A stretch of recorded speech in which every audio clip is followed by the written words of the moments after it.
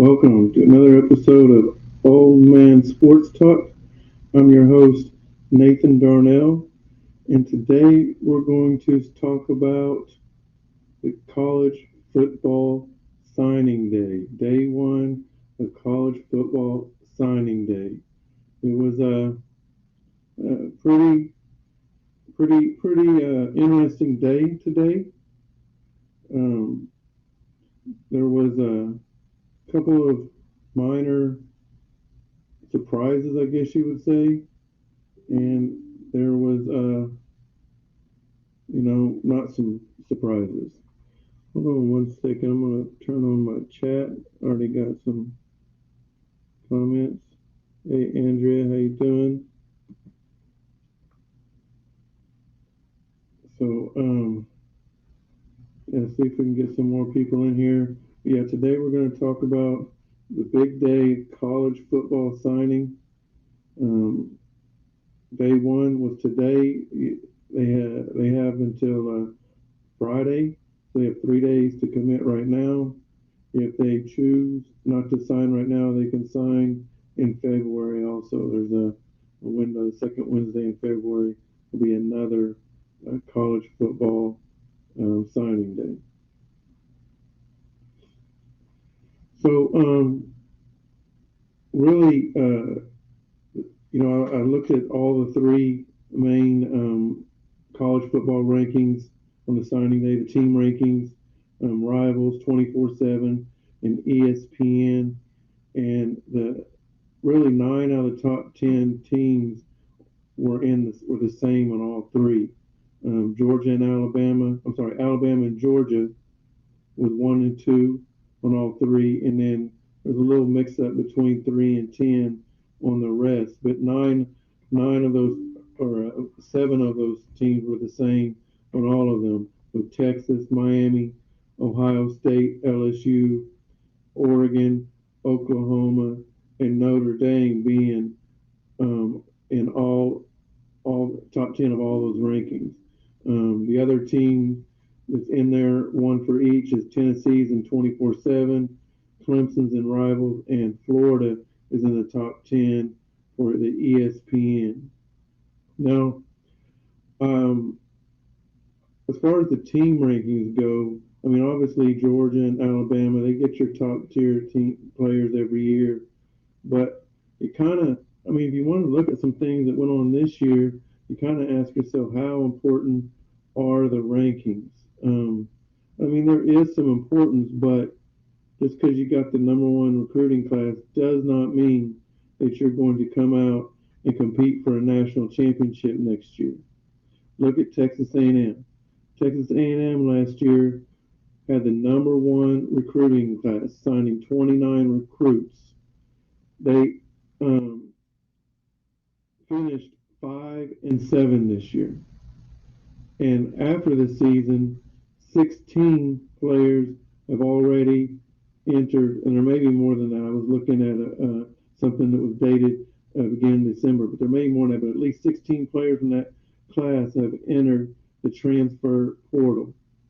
So 16 of the 29 players have already said, "Hey, I'm done with Texas A&M." They're going somewhere else. You know, now where that ends up, who knows? But that also, to me, is something else I want to talk about. Like me, everybody knows if you're on this, most likely you know me personally right now, and you guys know I'm a big OU Sooner fan, right?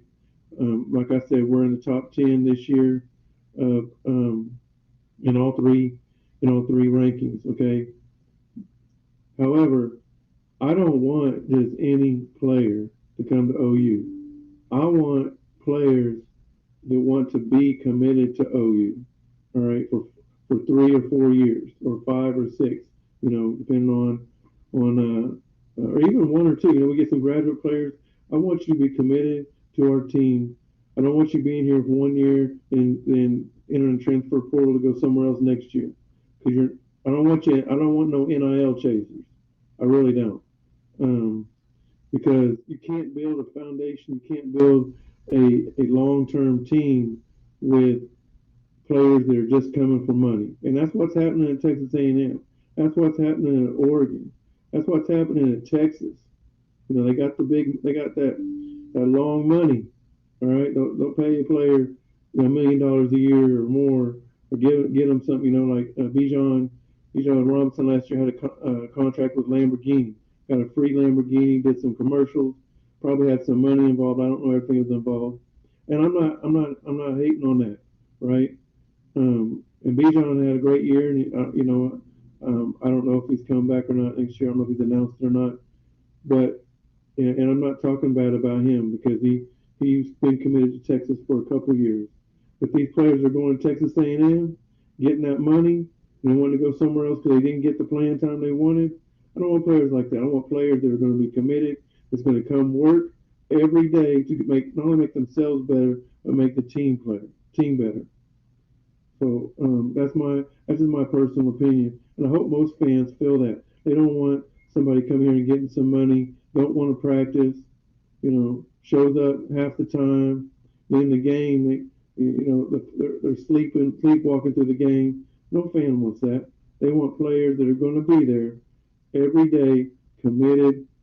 As soon as the season's over, they're in the weight room. The wide receivers and quarterbacks are running routes. The DBs are doing drills.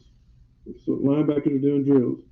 There is no time off when you're committed to your team. Off season is what wins you championships, not the preseason.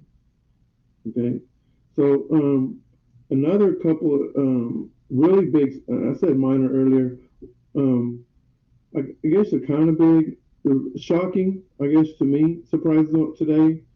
The first one I talked about happened. The first thing this morning was with, and I may say the name wrong, but Carmaine McClain. He was a 5-star. Some have him as the number 3 player in the country. He had committed to Miami, and just a couple of days ago, Deion Sanders in Colorado gave him a call, and now he just decided he didn't want to sign today. He didn't decommit from Miami, and actually he didn't. We didn't hear a word from him. It was his mother that went on Twitter and just said he wasn't going to be signing today. Now that doesn't mean he's not going to sign tomorrow or he's not going to sign Friday. That just means that he didn't sign today. And I think he wants his mom and him want to listen to at least what Deion's got to offer. And who knows? Who knows what happens there? He may wait till February to sign. But it was just surprising that all of a sudden, just because a coach gives you a call, that you put it all on halt. You're committed. Hey, Brian, how you doing? You committed to everybody. There's a lot of players that commit and change their mind last minute, but that one was really surprising to me. Another one, I'm gonna, this one hits more home at OU, so I'm gonna give more of a story. I know more of a briefing on it. I know more background on it, but was with Peyton Bowen, him and his commitment or non-commitment, I should say, that happened today, and I'm going to go more into detail on that. So Peyton Bowen had last January had verbally committed to the University of Notre Dame, and had long been a commitment to Notre Dame. And then, last month, maybe 2 months, maybe even a little bit longer than that, there have been some rumors that he had took visits, okay? He had took visits to, I believe, Oregon, Texas A&M, and I know he was on OU campus, but I'm not 100% sure if that was an official visit or not, because, well, first of all, his starting quarterback, high school quarterback out of Guyer, Texas, is Jackson Arnold, okay? The quarterback for there who had been committed to OU since really for about a year now, and he has made it widely known that he was not. He didn't open his recruiting back up, and he did sign on the dotted line today to come to OU. And then there's also out there, how true this is, I don't know, but some talk about his girlfriend was either already at OU or going to OU to play soccer. Um, Again, I'm not sure how much of that truth is that, but there was a lot of talk about, yeah, he's coming to OU. His quarterback's coming to OU. His girlfriend's at OU or going to OU. He's going to be right there with them. So today, signing day happens, and he himself had never wavered from Notre Dame, but there was a lot of talk, right? So he has his little ceremony, and you know how they do it now with the hats and stuff. So he sits down with his mom next to him, and he's got two hats on the table, one for Notre Dame and one for Oregon. So there's not even a hat for OU. So was OU just was it the truth? He was looking at their visiting here and all that. I don't know. I really don't know. And so he picks up the Notre Dame hat. His mom's all happy. He throws it down and he puts the Oregon hat on. And his mom was upset. She was very upset. So he verbally committed to Oregon at that time. But that's all he did. He didn't sign no paperwork.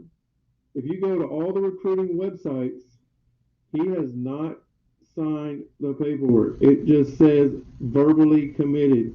It flipped it from Notre Dame to Oregon. And on the way home today, I was listening to the radio. They're not even OU.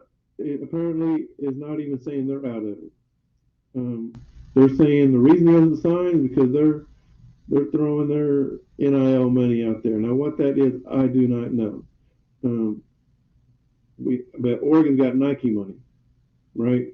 So it's going to be hard to top that Nike money.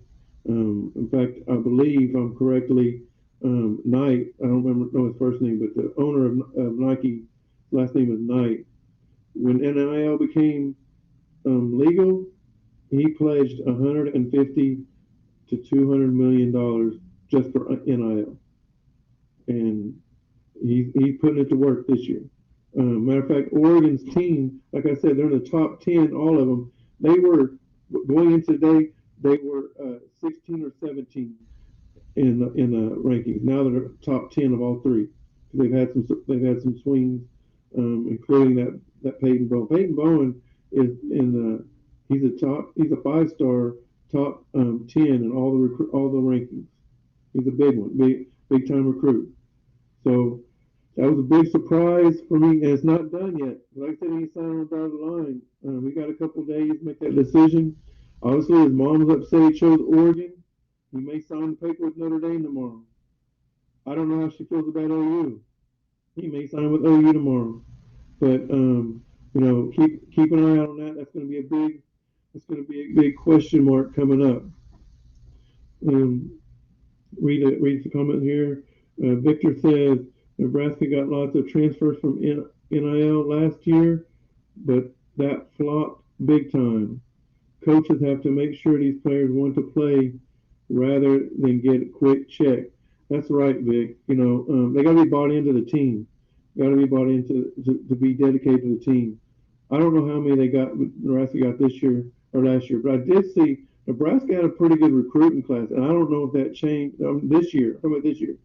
They weren't top 10, but they were top 20, and that's still pretty good, especially for them who haven't had a really good recruiting class in it seems like forever. But I'm wondering if that not Matt Ryan, but Matt Rule had anything to do with that. If he, him getting the head coaching jobs, decided to bring some, was able to get some recruits. I have not looked into Nebraska well enough to know what has changed since Matt Rule took over. So, but yeah, there's the NIL. I don't like how it's done right now. I'm not saying it's not good for the game, but they definitely have got to come down with some boundaries. Okay, you can't. I mean, I'm going to sit here to the day I die and say Lincoln Riley was cheating last year with the NIL. Okay, you can't tell me he didn't go in and get Addison from Pittsburgh illegally. You can't do it. There's no way you can convince me. Because Addison wasn't even in the transfer portal until all of a sudden um, Lincoln Riley's name's mentioned about him coming to USC for a visit. If you want to transfer portal, why are you even talking to him? That's illegal. That is illegal. So, um, yeah, there's definitely some rules that are being broken out there. The Pittsburgh coach even said this week that there's been a couple of schools. His players have showed him text messages where these schools are guaranteeing them 5 million. I don't know if it was a year or over what period of time, but to come play for their school. Now, why? I mean, in order to back your accusation up, you got to show proof. The way I look at it, don't make no accusation and just say, "Well, I'm not telling you who." Right? That's like telling somebody, "Oh, I got a secret to tell you," and they're not even saying nothing. Right? I mean, we all want to know who is it. Um, so he needs to come clean and say what schools are, or don't even say nothing at all. Um, so just let your kids are telling you about it. That if they're telling you about it, that means they ain't going nowhere anyway. So they're not coming to tell you so you can up their NIL money. They've already got something in place. So if they do have something in place, and I think most, like I know at OU, every player gets paid. I'm not saying they all get millions, but they all get something, right? Um, Oklahoma's got a great NIL program that's ran by former players, and I don't think it's boosters. It's more or less just former players, and they got something going on. I don't know the whole details on it, but I know they got basically like sponsors that contribute money to this NIL program, and every player gets a piece of the pie, which is good. So again, great signings classes today. You just gotta. The one thing I want to point out is, and we've kind of like Victor said, I was going to touch this also. Like me personally, I want players that are 100% committed to OU. As an OU fan, I want players that are 100% committed to be here. That means you're going to work every day to make this team and yourself better.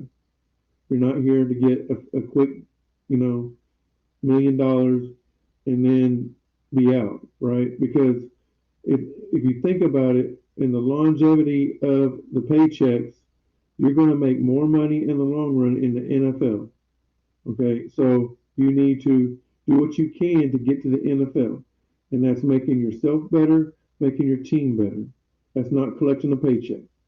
All right, you're going to run through that, especially young age, unless you are already at that age money smart.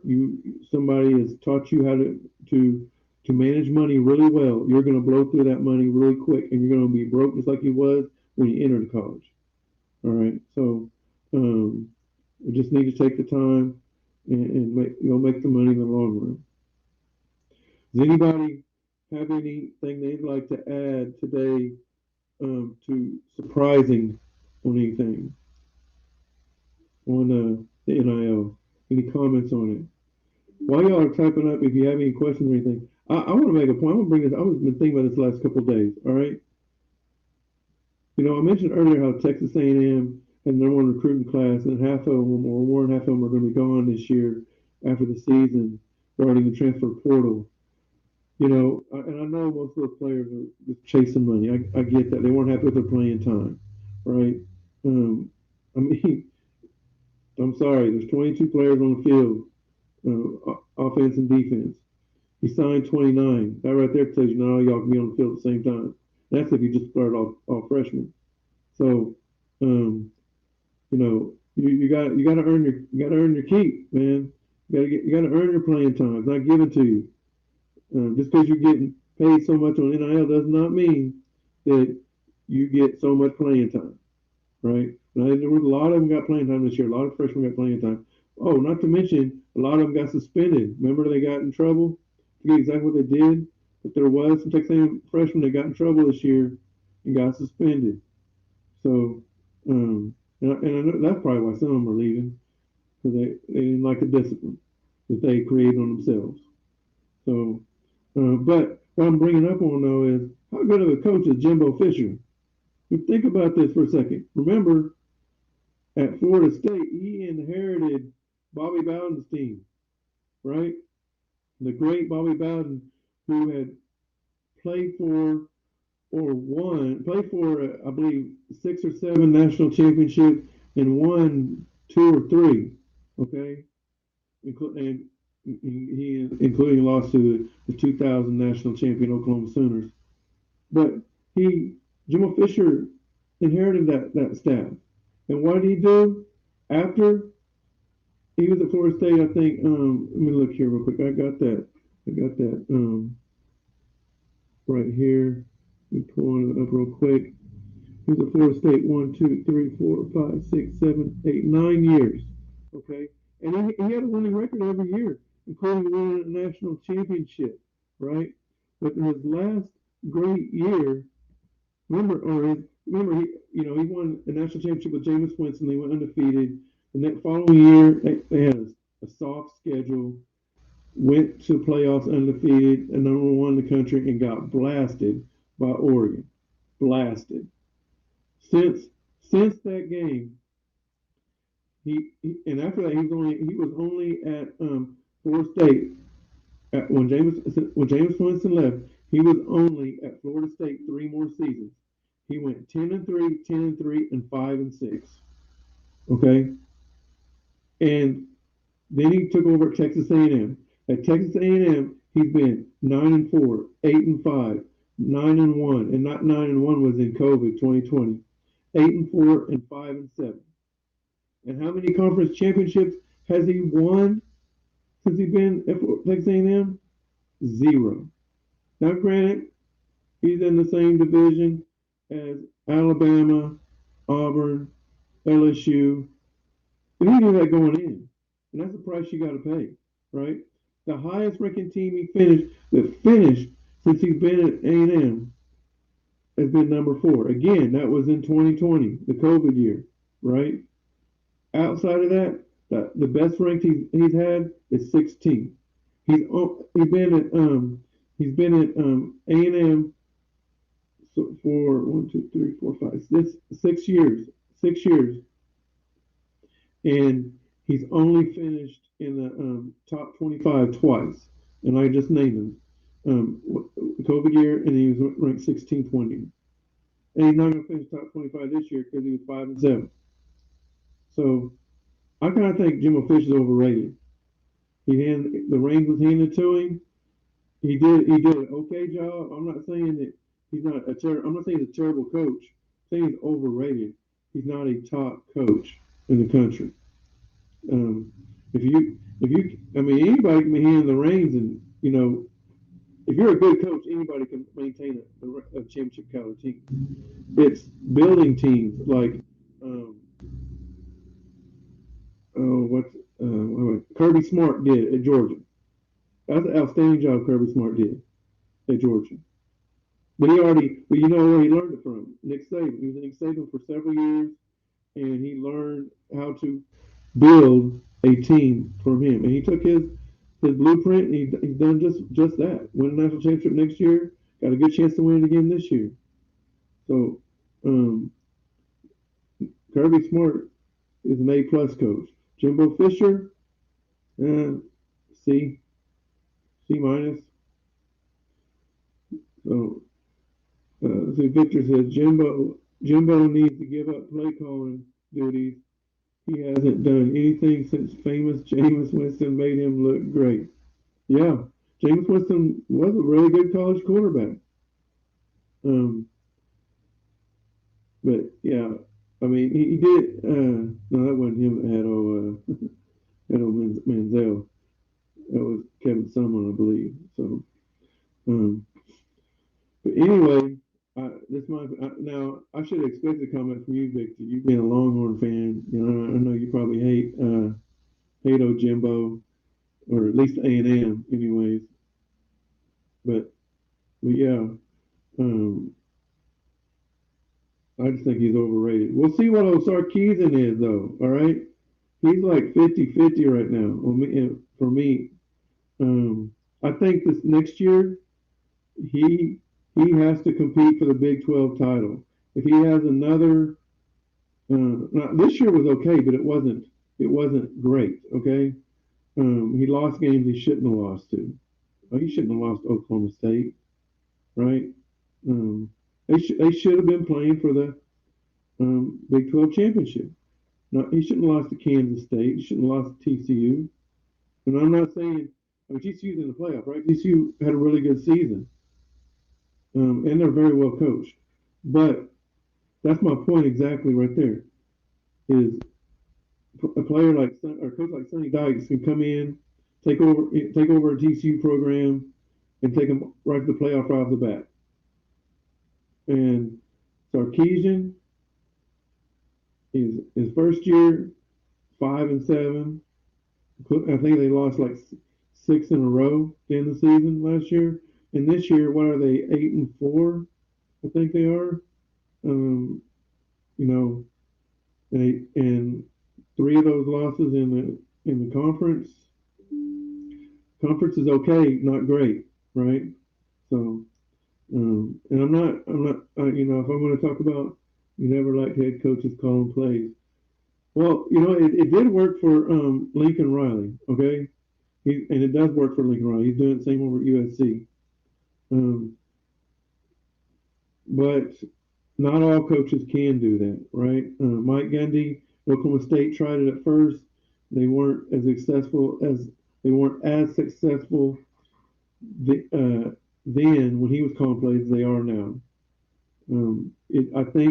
I do think that when you do call the plays, then you're not focused on the whole game as a head coach. You're only focused on half the game, right?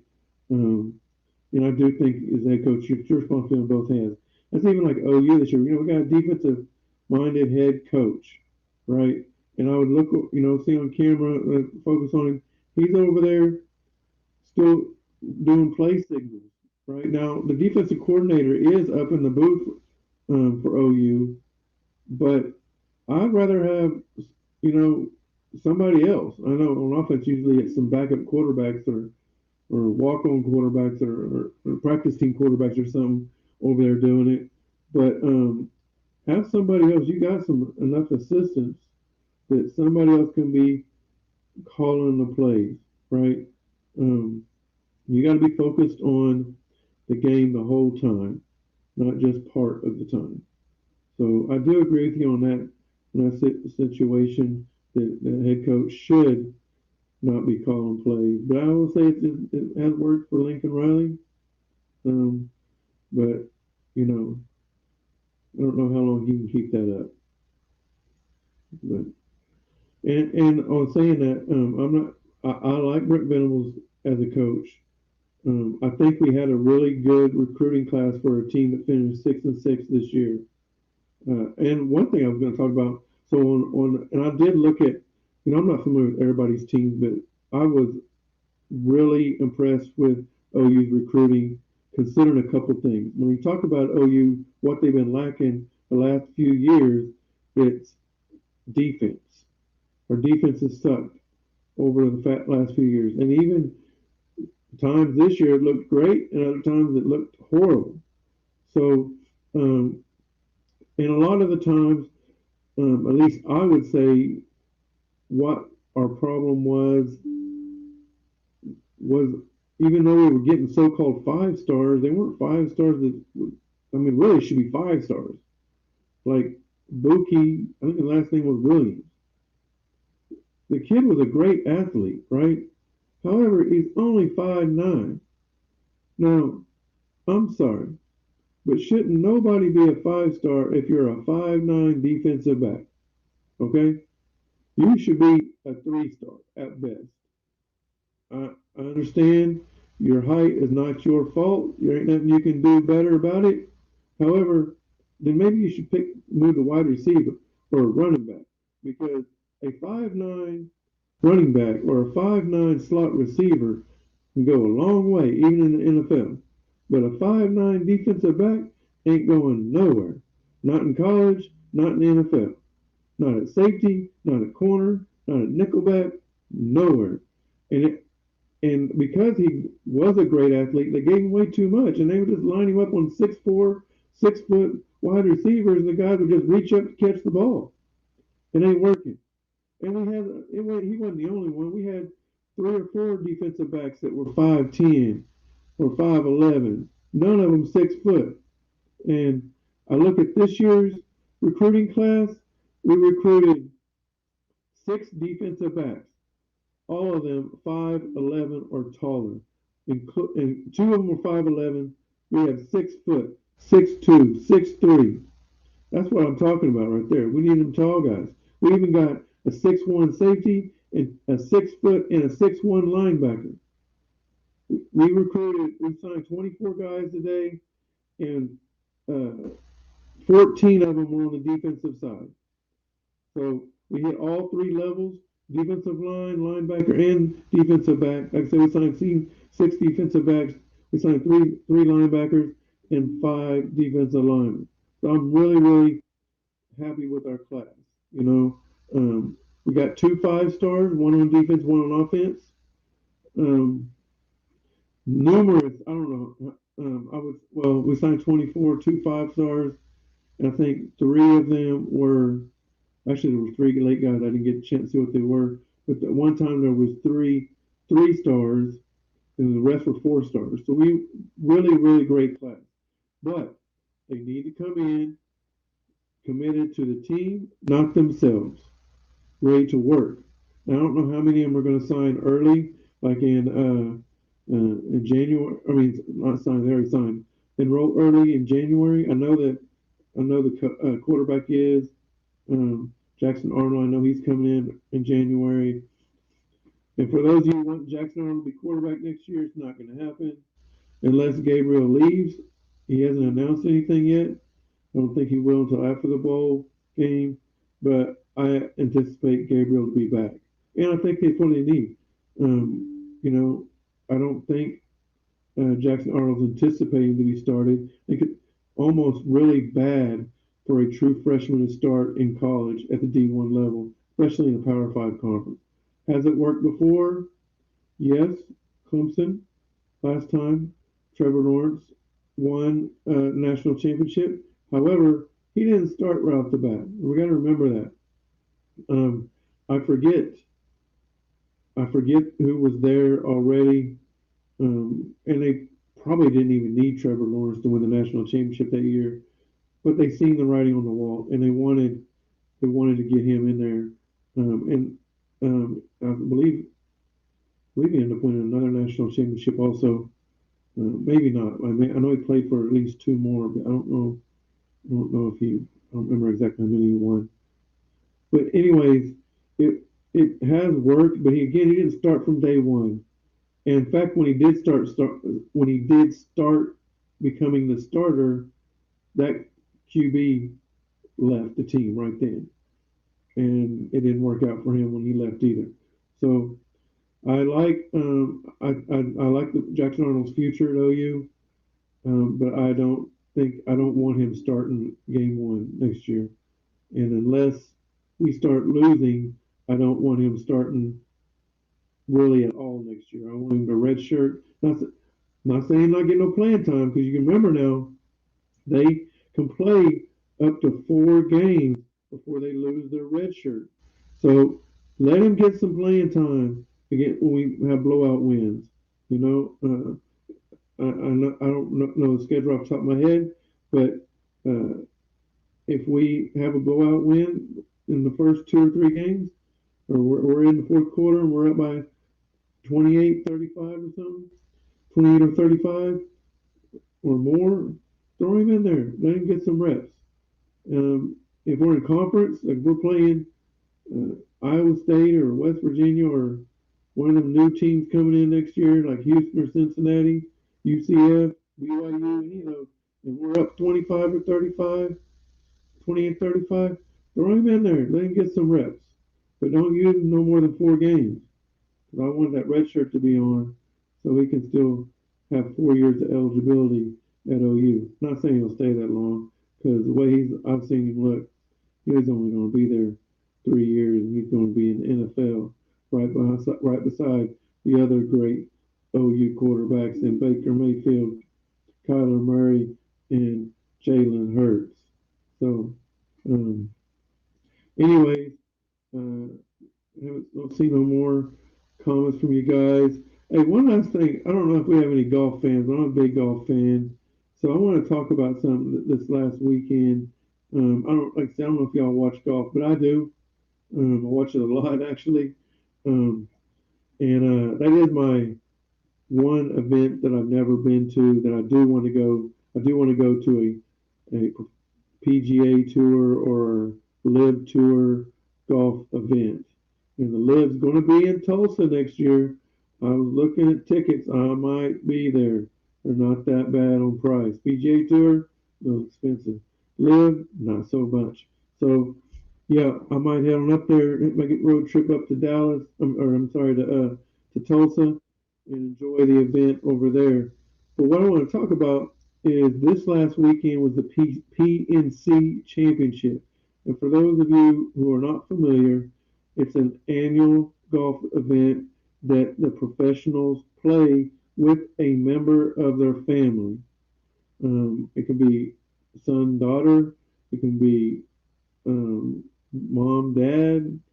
Um, I think there were some grandkids that played, and there may have been some nieces or nephews or something also. And there's no age limit. Like when I say kids, they don't have to be, like Tiger Woods has his, I think he's 14 or 15 now. Charlie had him playing with him. He's played in the last 3 years actually at this event. Um, but the family who won it, the Sings, um, that was father and son also, but you know, VJ Singh's son's in his 30s. So, um, anyways, I enjoy watching that event a lot because you get to see the pros, how they interact with their family members. And, Tiger was so much more relaxed than he is when he's on the tour. Was he trying to win? Yeah, they both were trying to win. But he was much more relaxed. It's only a 2-day event. And on Saturday, he hit some really incredible shots to keep them right there in it. They were one shot back from the lead after Saturday, and they finished like I don't know, I don't remember what it was, seventh or eighth or something.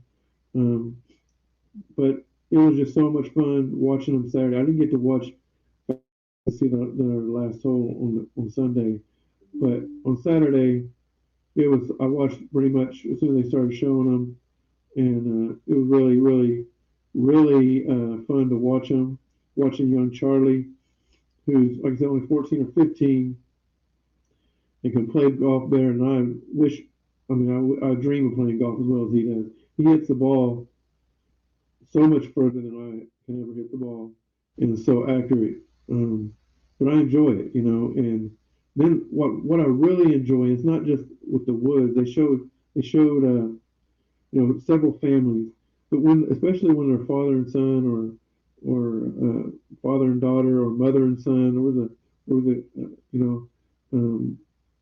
Annika Swordstrom, I believe her name, and her son, who's only 11, played, and he was so freaking good too. Um, but his name was Will.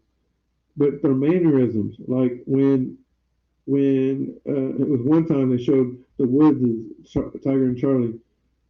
Uh, Charlie putted, made a, he had just putted, and he's watching it come along, and Tiger's standing behind him. And when the ball, like right when it's about to drop in, they had both had their club in their right hand, and they both at the same time just raised it, and it kind of, Tiger's right behind him. Charlie can't see Tiger at all, but the TV camera captured that moment, and then they end up showing some other mannerisms they both do that are so identical. And I just think it's so cool to watch, you know, their interaction between their mannerisms that are the same, their interactions that are the same, that's their offspring, right? So it is, to me, it was just so fun and entertaining, but not entertaining, but so fun to watch, so good to watch. Um, I know Tiger's had some trouble in the past, but he's to me he's one of the best golfers of all time. He's right there with Jack Nicklaus and Arnold Palmer. Arnold Palmer, those three. It's kind of hard to say who's better than who. Jack's got the most titles, um, but Tiger is right there, and I just enjoy it. And other families too. It was so enjoyable. I actually enjoy that more than watching the Masters and the U.S. Open and the British Open, which I enjoy those as well. But just want to talk about that, see if anybody here likes golf. I see none of y'all left, so I didn't run you off. But anyways, just want to throw that little tidbit in there. And if you don't like golf, you should start watching it. And if you like to play golf, get out there and play more. Um, and it's a lot of fun.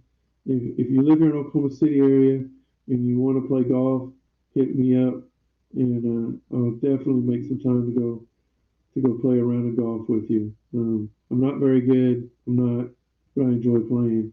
So, um, anyways, is there any questions? Anybody want to talk about anything this time?